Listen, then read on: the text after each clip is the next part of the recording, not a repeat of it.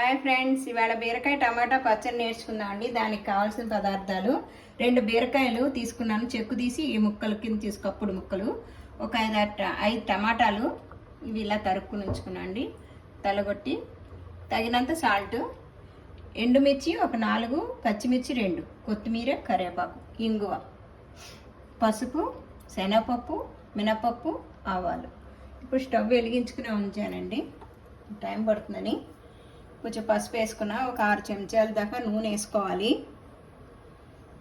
ఇప్పుడు శనగపప్పు వేద్దామండి. 1.5 శనగపప్పు వేసాను, మినపప్పు 2 చెంచాలు వేసుకున్నాను. ఇవి వేగాక తర్వాత ఒకటి వేద్దాం. ఇంకా చింతపండు అవసరం లేదండి, బీరకాయ టమాటా పచ్చడి చాలా బాగుంటుంది వేడివేడి అన్నంలో నెయ్యి వేసుకుని తింటే. చెక్కు తీసుకోకపోయినా కొంచెం లైట్గా తీసి కూడా వేసుకోవచ్చు. నేను మొత్తం తీసేసాను, చెక్కు తీసుకోకపోయినా పర్వాలేదు, కాంబినేషన్ బాగుంటుంది టమాటా బీరకాయ పచ్చడి. ముదురుకాయ తీసుకోకుండా కొంచెం మీడియం బీరకాయ తీసుకుంటే. ఇప్పుడు ఆవాలు 1 చెంచా వేద్దాము. మెంతులు అవసరం లేదు, చేదు వస్తుంది. ఒకవేళ వేసుకుంటే గనక పప్పులు ముందే వేసుకోవాలి. మెంతులు, శనగపప్పు, మినపప్పు వేయక ముందే వేసుకోవాలి. నేను గోంగూర పచ్చట్లో వాటిలో వేస్తాను, దీంట్లో వేయలేదు. ఎండుమిర్చి, పచ్చిమిర్చి వేసాను. ఇప్పుడు అవి వేగాక కరివేపాకు వేసుకున్నాము.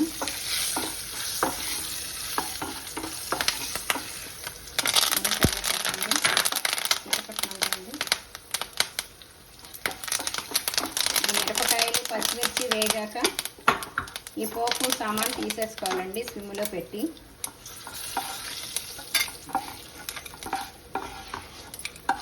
ఈ పోపు అంతా ఇలా ఒక ప్లేట్లో తీసేసుకోవాలి.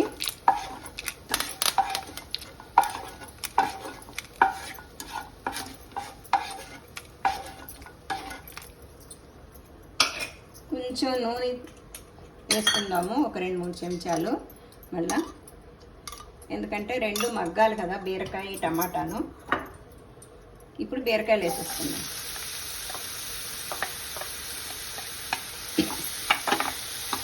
బాగా ఇలా కలుపుకొని కొంచెం కలర్ మారాక టమాటాలు వేసుకుందాం, లేకపోతే పచ్చివాసన వస్తుంది. నీరు కదా, నీరు అది నీరే, ఇది నీరు.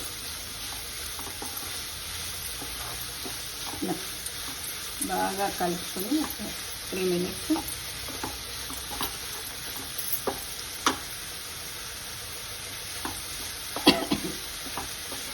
హైలోనే పెట్టాను. కొంచెం పచ్చివాసన పోయాక టమాటాలు వేసేసుకుందాం. చూసారా, కొంచెం కలర్ మారింది. ఇప్పుడు ఈ టమాటాలు వేసేస్తాం. ఇవి కూడా అడుక్కి పైకి బాగా కలుపుకోవాలండి. ఇప్పుడు తగినంత సాల్ట్ వేసుకుందాము, ఇష్టం తినేదాన్ని బట్టి. ఇంట్లో కూడా కొంచెం చిటికెడు పసుపు వేసాను.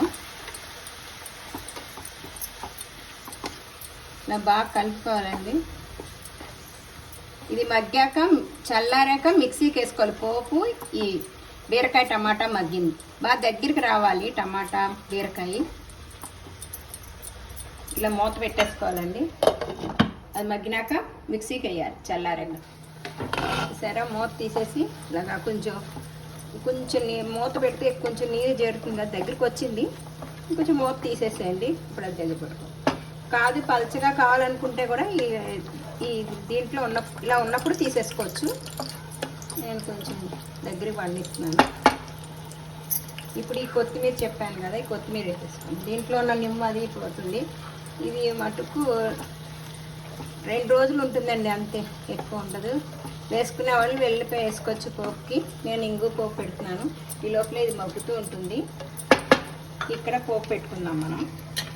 కొంచెం మినపప్పు, ఇంగువ,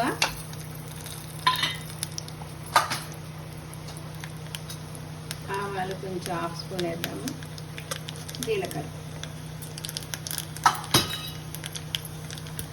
ఈ కరివేపాకు ఆపేసి స్టవ్ ఆపేసి వేసుకోండి. ఇది చల్లారాక మిక్సీ చేసుకుని అప్పుడు పోపు కలుపుకోవాలి.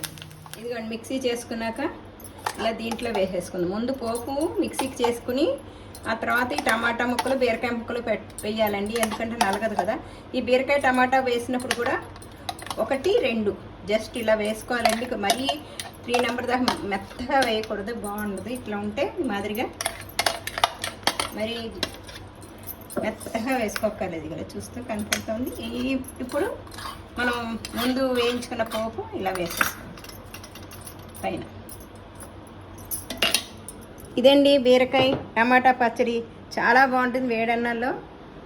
లైక్ చేయండి, షేర్ చేయండి, సబ్స్క్రైబ్ చేయండి. Thank you.